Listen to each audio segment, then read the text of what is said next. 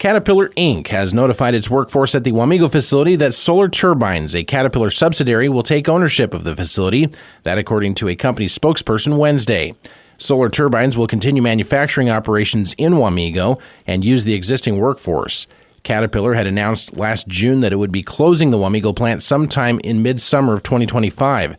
The facility had been listed for sale for $11.5 million.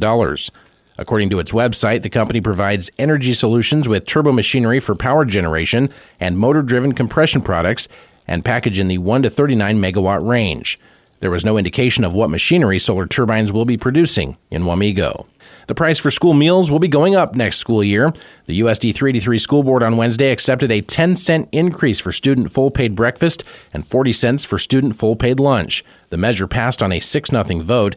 Child Nutrition Director Stephanie Smith says the rise in cost is consistent with an increase in food prices. As we've all visited the grocery stores, prices continue to increase. USDA reimbursement rates also did go down 2 years ago, and we have also not received any additional funding like we have in the past as well. She says last year the district received supply chain assistance funding, but that funding went away this year. The amount that we receive for a free meal is about 50 cents more than what we get between our reimbursement for a full-pay student plus the meal charges that we charge them. And since we are operating at a deficit, we do need to raise the prices to try to get that to where we are not losing money anymore. Smith says the Child Nutrition Department has always tried to use as much local and domestically sourced ingredients as possible. Much of the fresh produce depends on the season.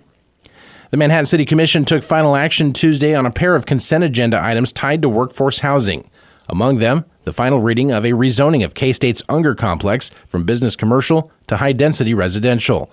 At Tuesday's meeting, resident Zach Doyle made one final plea to the commission to reconsider. To be clear, the studies I have read on this topic often cite that nearby commercial and public spaces that come with high-density zones is what drives up these home values. Where is that possible in this area? If it isn't, then we probably won't see the benefits that have been suggested. The decision clears the way for potential redevelopment of the property into a 106-unit apartment complex targeting middle to moderate income residents.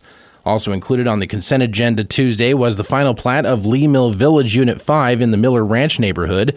The land is being platted as 6 duplex lots and 3 tracts for a future workforce housing project. A Manhattan teenager involved in a car accident earlier this month died Wednesday morning. 17-year-old Salman Shinwari had been receiving treatment at Children's Mercy Hospital in Kansas City for injuries he sustained in a May 7th crash south of Junction City. Shinwari, a Manhattan high school sophomore, was driving on U.S. Highway 77 when his car hydroplaned and struck an oncoming vehicle. According to an obituary, Shinwari played football and cricket and had hoped to open an Afghan-owned business reflecting his roots and serving his home in Kansas. A memorial ceremony will be held on Friday at the Islamic Center of Manhattan. And Riley County officials this week announced that Jacob Hansen will serve as its interim county councilor. Hansen has served as deputy county councilor since last September and will continue in both roles. The board is currently evaluating next steps to hire another attorney for the councilor's office. The county councilor provides legal advice and direction to the board and county department heads on all areas of county government. Hansen replaces Bryant Parker, who previously held that role. The basketball playoffs are here on Prize Picks, the best place to cash in on the action. The app is simple. Pick more or less on at least 2 players for a shot to win up to 2,000 times your cash. Download the Prize Picks app today and use code FIELD, that's code FIELD, and get $50 instantly when you play $5. That's code FIELD on Prize Picks to get $50 instantly when you play $5. Win or lose, you'll get $50 for just playing, guaranteed. Prize Picks, run your game. Must be present in certain states. Visit prizepicks.com for restrictions and details.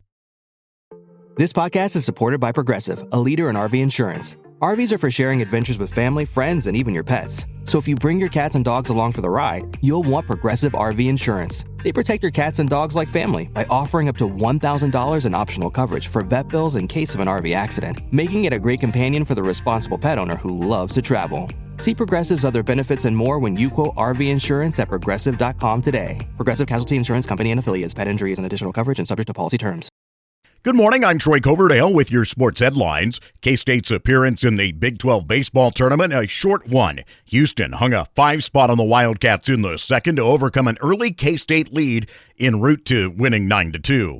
3 Houston relievers held K-State at bay over 8 scoreless frames.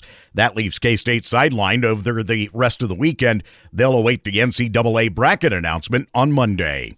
Manhattan High's baseball team needed extras to clip Wichita Northwest to advance to the 6A state tournament. The Tribe walking it off in the 10th on a single from Tanner Ling to win 2-1. In 4A, Wamego will try to extend its season today, taking on Atchison at Fort Scott in the regional semifinals at 2. In 4A softball, Rock Creek advanced to the state tournament yesterday, picking up wins over El Dorado and Tonganoxie. The nightcap a 10-6 victory.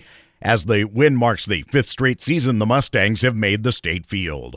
Salvador Perez had 3 hits, including a 2-run homer. Bobby Witt Jr. and Mikhail Garcia each had 2 hits and 2 RBI, as the Royals got the offense going and claimed an 8-4 win over the Giants yesterday. The Royals improved to a Major League Best 17-1 when scoring 4 or more runs in a tilt. Kansas City will send left-hander Noah Cameron to the mound Friday night, as the Royals will match up with the Twins in Minnesota at 7:10. Have a great day. I'm Troy Coverdale.